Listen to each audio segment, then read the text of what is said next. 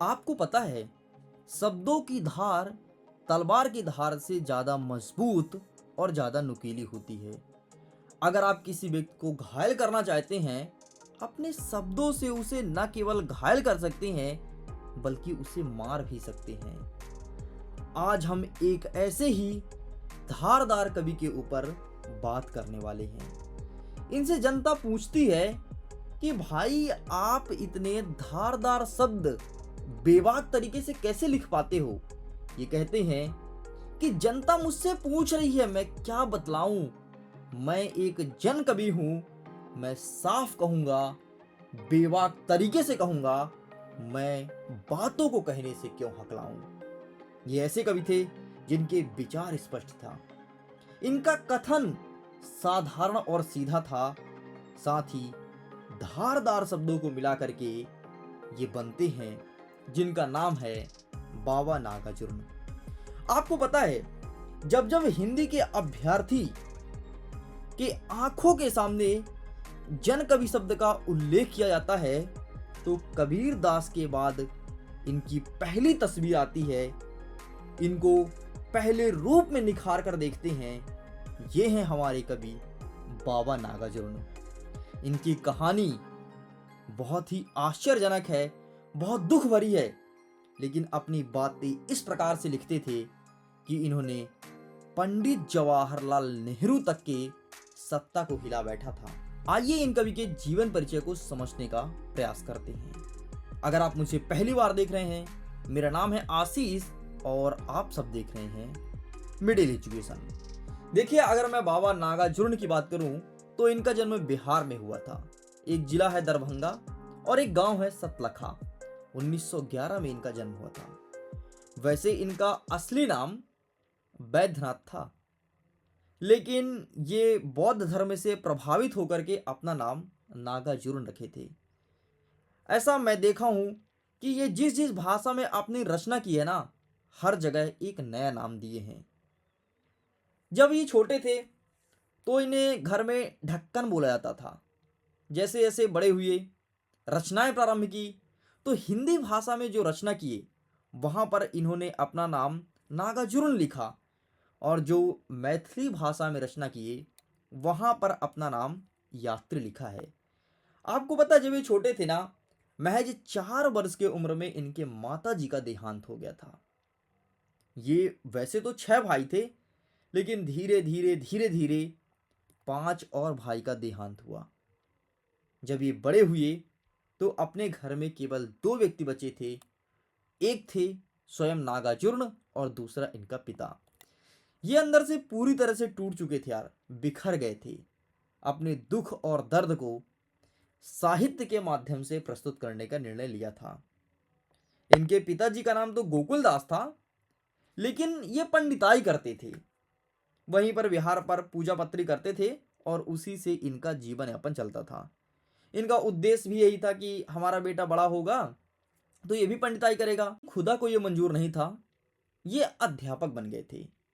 आपको पता है, इन्होंने अपनी रचनाएं कई भाषा में की है, हिंदी में, बांग्ला में और मैथिली में, जिसमें से बहुत सारी रचनाएं हिंदी और मैथिली भाषा में की है। जितनी भी रचना हिंदी में की है, वहां पर अपना नाम ये नागार्जुन लिखते थे, और जितनी भी रचना मैथिली भाषा में की है ना, वहां पर ये अपना नाम यात्री लिखते थे।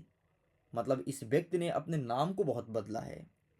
अच्छा, ये बैद्यनाथ से नागार्जुन कैसे बने, इसकी कहानी बड़ी इंटरेस्टिंग है।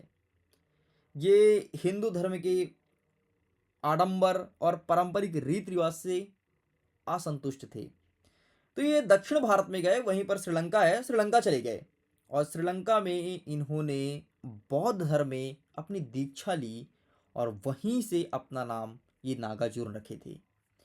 और खुदा को मंजूर नहीं था, तो 1988 में इनका देहांत हो गया। इस प्रकार था इनका जीवन परिचय। आगे बढ़ते हैं और देखते हैं कि एग्जाम में हमें किन किन पॉइंटों को मेंशन करना है। लेकिन उसके पहले, different types of social media है जहां पर आप मेरे से जुड़ सकते हैं और हर जगह एक नेक्स्ट लेवल का कंटेंट देख सकते हैं। इंस्टाग्राम पर जुड़िए, जहां पर शॉर्ट्स के माध्यम से आपके सामने मैं प्रेजेंट करूंगा मोस्ट आईएमपी क्वेश्चंस। टेलीग्राम पर आपको पीडीएफ मिलेगा। एंड यूट्यूब पर अगर वीडियो को देख रहे हैं तो उसके पहले वीडियो को देखने के लिए आपको फेसबुक पेज को फॉलो करना होगा। तो चलिए अब हम आगे बढ़ते हैं और देखते हैं एग्जाम पॉइंट ऑफ व्यू से हम जीवन परिचय किस प्रकार से लिखेंगे। अगर मैं एग्जाम की बात करूं तो आपको केवल और केवल 4 बिंदु लिखना है। वो बिंदु कौन कौन सा है? सबसे पहले आप जन्मतिथि लिखेंगे, फिर दूसरा लिखेंगे इनके पिताजी का नाम, तीसरा लिखेंगे शिक्षा और दीक्षा, चौथा लिखेंगे मृत्यु। अगर मैं इनके जन्म की बात करूं तो आपको पता है कि बिहार के दरभंगा जिले का एक गांव था, वहां पर इनका जन्म हुआ था 1911 में। एंड इनके पिता का नाम गोकुल दास मिश्र था और ये एक पंडित थे। अगर मैं इनकी शिक्षा की बात करूं तो बचपन में इनकी प्रारंभिक शिक्षा संस्कृत पाठशाला में हुई है और इनकी मृत्यु 1988 में हुई है, सॉरी 1998 में हुई है। मैं पहले गलत बोल दिया था, उस चीज को गौर कीजिएगा। अब अगर इनकी रचना की बात करूं ना तो रचना के लिए एक बेहतरीन ट्रिक लाया हूं आपके लिए। इस युग में अकाल पड़ा तो भस्मासुर प्रेत बना। ट्रिक को याद रखना, इस युग में अकाल पड़ा तो भस्मासुर प्रेत बना।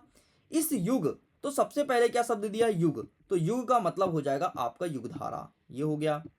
नेक्स्ट कहता है अकाल। अकाल का मतलब हो जाएगा अकाल और उसके बाद, मतलब अकाल के पहले और अकाल के बाद। नेक्स्ट कहता है भस्मासुर। तो भस्मासुर से भस्मांकुर है, भस्मांकुर में इन्होंने भस्मासुर और भगवान शिव का वर्णन किया है। नए तरीके से लिखा है, आसान भाषा में लिखा है। एंड अगर मैं प्रेत की बात करूं तो प्रेत का बयान, ये इनकी रचना है। तो एक ट्रिक याद रखना, इस युग में अकाल पड़ा तो भस्मासुर प्रेत बना।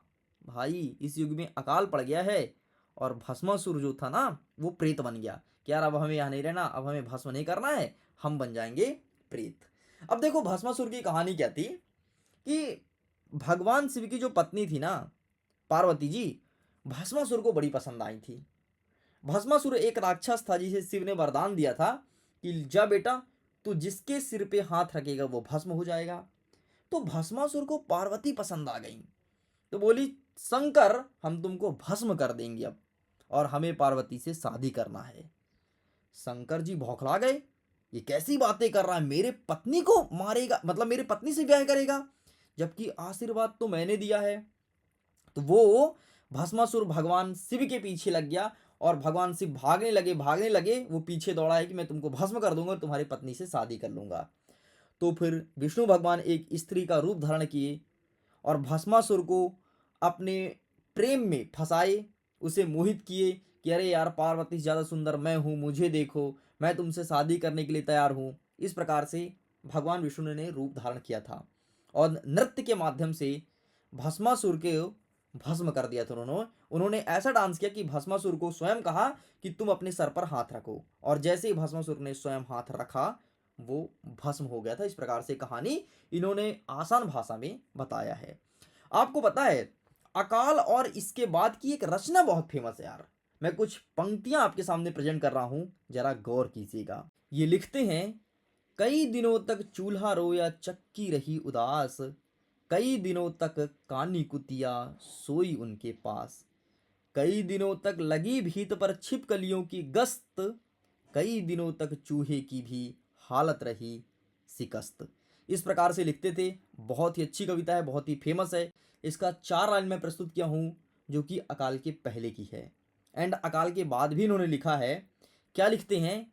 दाने आए घर के अंदर कई दिनों के बाद, धुआं उठा आंगन से ऊपर कई दिनों के बाद, चमक उठी घर भर की आंखें कई दिनों के बाद, कौवे ने खुजलाई पंखे कई दिनों के बाद। इस प्रकार से ये इनकी रचना बहुत फेमस है। अब अगर मैं इनकी भाव पक्ष की बात करता हूं ना तो भाव पक्ष को इन्होंने बहुत अच्छे से डिफाइन किया था। देखो यार इनका भाव क्या था। सबसे पहले इनका भाव बहुत ही संवेदनशीलता था, मतलब हमेशा ये गरीबों की बात करते थे, जो दीन दुखी है उस पर लिखते थे और स्पष्ट लिखते थे, बेबाक तरीके से लिखते थे। इन्होंने विद्रोहियों के बारे में लिखा है। रानी एलिजाबेथ जो कि ब्रिटेन की महारानी थी, उनके बारे में भी इन्होंने बहुत भली बुरी बातें लिखी है। तो ये भ्रष्टाचार के खिलाफ खुलकर के आवाज उठाते थे और अपने साहित्य में उठाते थे। अगर मैं प्रकृति और प्रेम की बात करूं तो इसका सुंदर चित्रण करते थे और कई सारी इनकी रचना में नदी का, पहाड़ का और गांव की प्रकृति का वर्णन मिलता है। इन सब को पढ़ने के बाद हम ऐसा कह सकते हैं कि ये छायावाद युग के कवि हैं। आगे बढ़ते हैं, अब बात करते हैं इनके कला पक्ष की। तो कला पक्ष में इन्होंने जो भाषा का प्रयोग किया, मैंने पहले ही आपको बताया हूँ कि ये खड़ी बोली मतलब हिंदी का प्रयोग करते थे और साथ में बंगला मैथिली भाषा में कविता को लिखना आरंभ किया था। सबसे ज़्यादा ये अपनी कविता खड़ी बोली अर्थात हिंदी और बंगला भाषा में लिखना, सॉरी मैथिली भाषा में लिखना ज़्यादा अच्छा समझते थे। अलंकार की बात करता हूँ तो ये अलंकारों का भी सहजता से प्रयोग किया है और इनके कई सारी रचना में अलंकार का वर्णन देखने को मिलता है। छंद में कुछ इनकी काव्य ऐसी हैं जिसमें छंदबद्ध है और कुछ ऐसे काव्य में छंद मुक्त है, मतलब किसी में इन्होंने छंद का प्रयोग किया है और किसी काव्य में छंद का प्रयोग नहीं किया है। अब हमारा अंतिम पॉइंट है साहित्य में स्थान।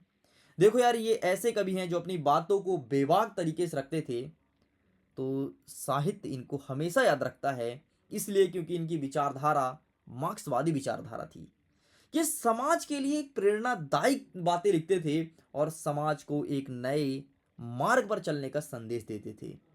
इतना ही नहीं, जब भी कोई व्यक्ति इनकी कविता को पढ़ता है, ऐसा लगता है कि मानो मैं कविता को पढ़ नहीं रहा हूँ बल्कि उस पर जी रहा हूँ। इस प्रकार थे हमारे महाकवि जननायक बाबा नागार्जुन साहब। वीडियो को पूरा देखने के लिए बहुत बहुत धन्यवाद। एग्जाम में यही प्रश्न पूछा जाएगा कि इनकी काव्यगत विशेषताएं बताइए एंड इन निम्न पॉइंटों के आधार पर। वीडियो कैसा लगा कमेंट सेक्शन में लिखिएगा जरूर। एंड लगभग सभी कवियों के ऊपर डिटेल वीडियो बनाया गया है, ऐसे ही आसान भाषा में समझाया गया है। अगर आपने अभी तक बहुत सारे कवियों के वीडियोस को नहीं देखा है तो जाइए प्लेलिस्ट के माध्यम से सभी कवि को अच्छे से समझ सकते हैं।